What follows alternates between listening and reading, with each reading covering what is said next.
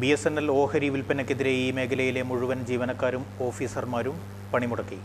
പണിമുടക്ക് സമരം ഡിസംബർ 3 വരെ നീണ്ടു നിൽക്കും.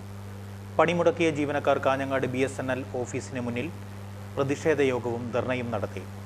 അതിശക്തമായിട്ട് BSNL മൊബൈൽ രംഗത്തേക്ക് കടന്നു വന്നപ്പോൾ മാത്രമാണ് ഓർമ്മകൾ ഉണ്ടായിരിക്കണമെന്ന് മാത്രമാണ് നമുക്ക് പറയാനുള്ളത്.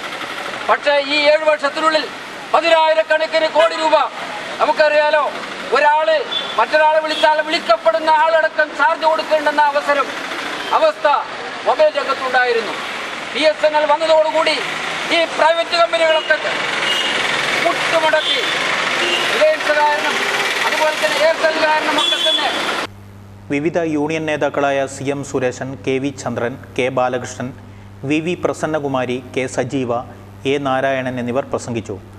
BSNL ഓഹരി വിൽപ്പന നടത്തി 1 ലക്ഷം ജീവനക്കാരെ പിരിച്ചുവിടാനുള്ള നീക്കമാണ് കേന്ദ്ര സർക്കാർ നടത്തുന്നതെന്ന് ജീവനക്കാരുടെ സംഘടന ആരോപിച്ചു.